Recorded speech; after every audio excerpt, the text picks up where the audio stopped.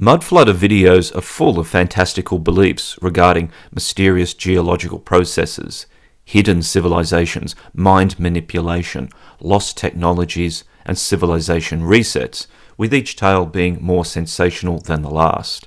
Merely looking at photos they find on the internet and dreaming up stories about them is considered by the mudflood community to be as good as fact.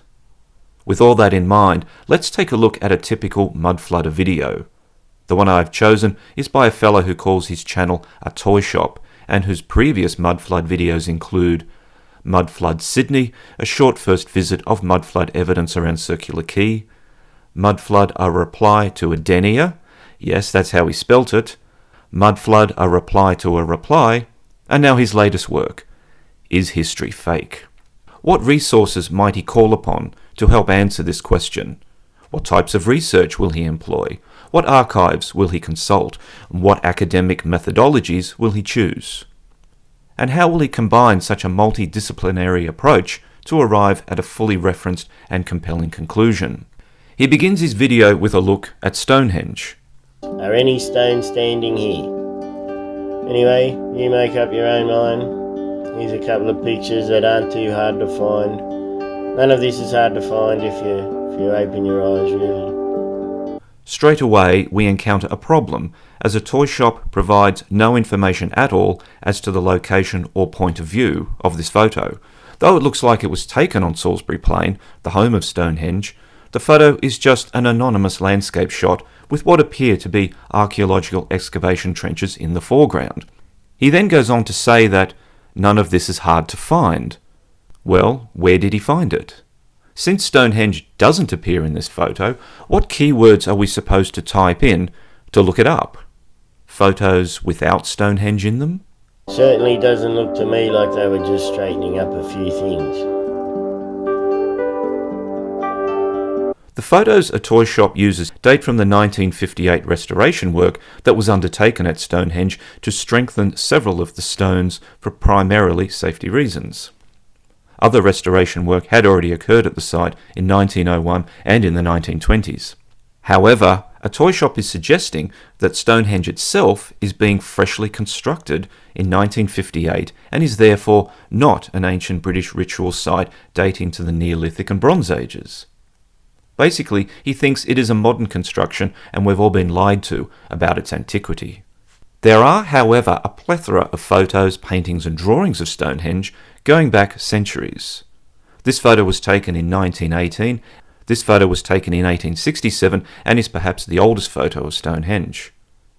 This is John Constable's painting of Stonehenge from 1835, John Britton's drawing and plan from 1801, Leith's painting from 1730, a drawing of Stonehenge from Camden's Britannia dated to 1607, and then there's the 1339 manuscript Roman de Brut showing Merlin building Stonehenge. Paintings and photographs of Stonehenge clearly show that the monument was in existence long before 1958. Additionally, Stonehenge has been the subject of a large number of archaeological excavations over many years, some of which include the work of Dr. William Harvey in 1616, William Stukely excavated there in the early 1720s, Professor William Gowland undertook extensive and detailed excavations in 1901, and then between 1950 and 1964, Richard Atkinson Stuart Piggott dug a vast area of the site. The most recent major excavation was by the Stonehenge Riverside Project, and which went from 2003 to 2009 under the direction of Mike Parker Pearson. What a toy shop is also unaware of is that Stonehenge is merely one piece of a vast ancient ritual landscape. It isn't just a pile of stones in isolation. Other ancient historical sites within the Stonehenge landscape include Durrington Walls, the Greater Cursus, the Lesser Cursus, the Avenue, Woodhenge, and many burial mounds, to name but a few. A toy shop's first investigation into whether history is fake, in this case Stonehenge, unfortunately only used photos from the 1958 safety project. And using only these, he suggested that Stonehenge is a new build from that year. Considering the array of depictions of Stonehenge that precede 1958, and the many archaeological digs that have been undertaken at the site, it is clear that a toy shop has so far not proved that history is fake. Look at the size of these doors, we can't even open them. The reason why the doors cannot be opened is simply because this image is photoshopped. It's not real. A toy shop has been fooled. Again, research would have revealed the truth behind this photo. A door of that colossal size would be a major global tourist attraction, with thousands of photos of it taken from many different angles being spread right across all social media, websites, travel brochures, and so on. But there is only this one photo. Why? Because it's fake and a toy shop fell for it. How ironic that a toy shop, in his quest to determine if history is fake, is actually duped by a photo that is obviously and deliberately fake, and yet he believes it to be true. Railway station. Look at the size of the archway and the columns. What would be the purpose of building this back in the day when everything was a struggle, we had no resources and no technology? First things first, the photo a toy shop has featured is actually an interior shot of the former Pennsylvania station, often known as Penn Station in New York City, and which was demolished in 1963. As usual, a toy shop didn't offer any information about where the photo came from. He just found it on the internet and then uttered his truly bizarre statement that the station was built at a time when everything was a struggle.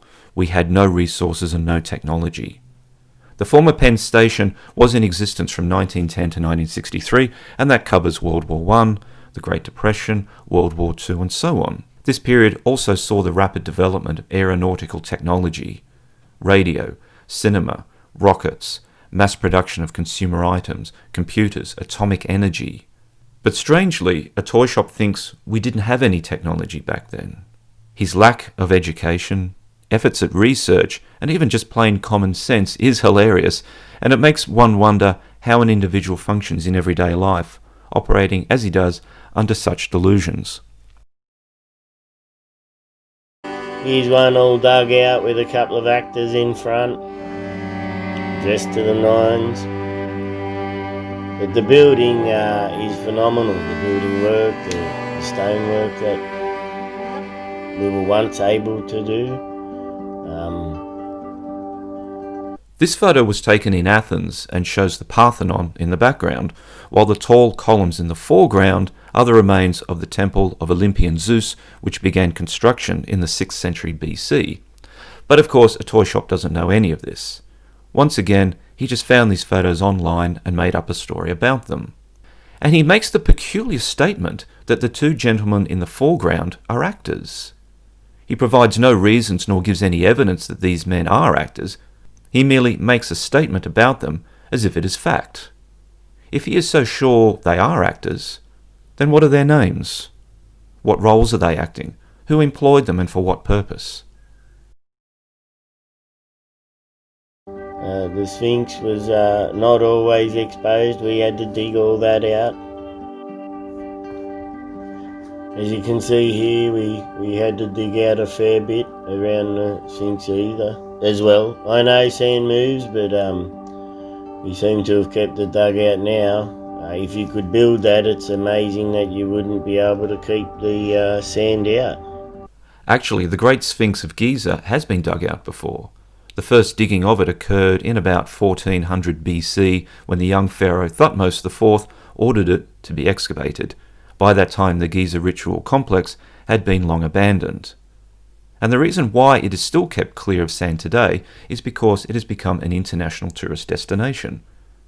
Ancient sites are usually protected to prevent damage and decay and to make them safely accessible for visitors. World's Fair, what can we say?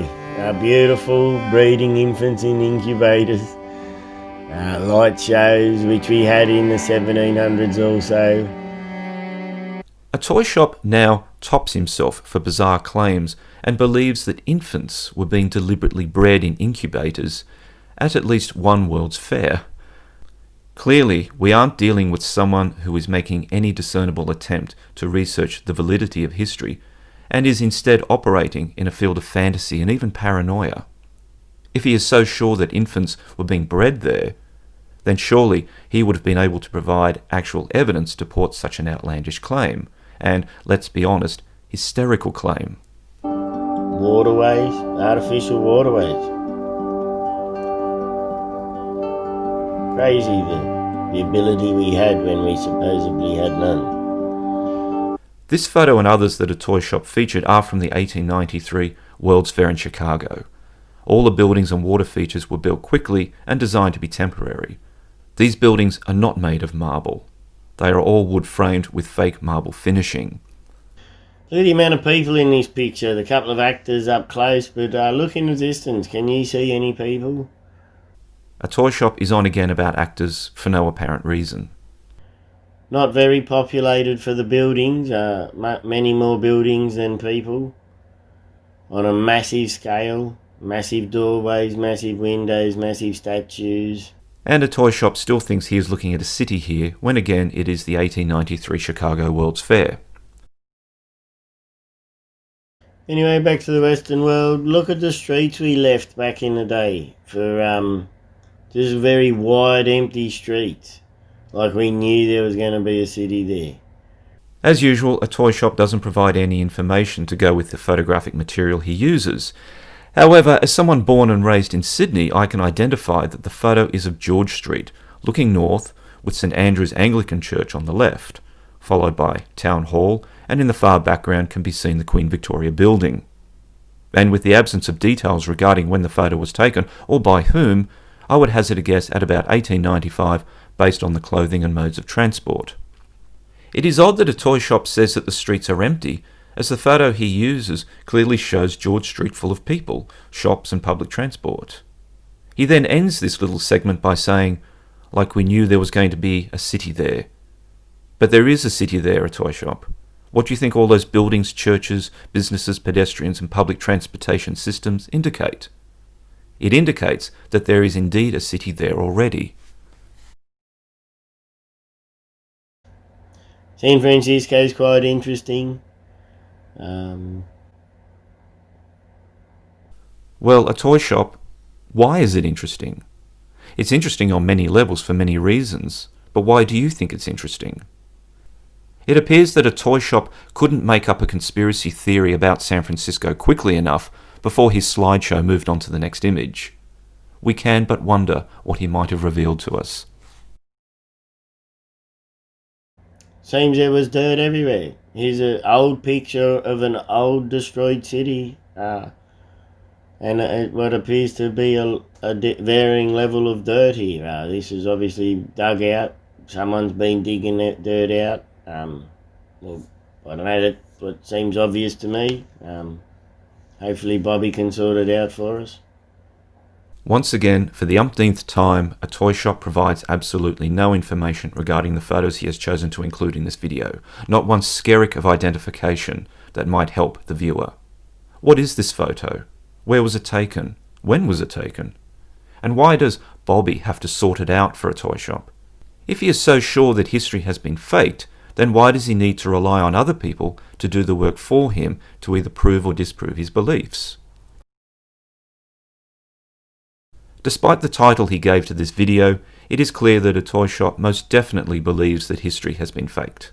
However, he lacks the ability and most likely the education to be able to construct a properly researched thesis. His video is a classic example of how mudflood conspiracy theorists are quite happy to make up stories about photos they find on the internet rather than actually trying to learn what they are looking at. To state the blindingly obvious, a toy shop has utterly failed at answering the very question he himself chose to ask. And then he ends his little video with, "To be continued." One is left to wonder if part 2 will provide anything in the way of actual research, or will be yet another random slideshow of photos with fantastical stories attached to them.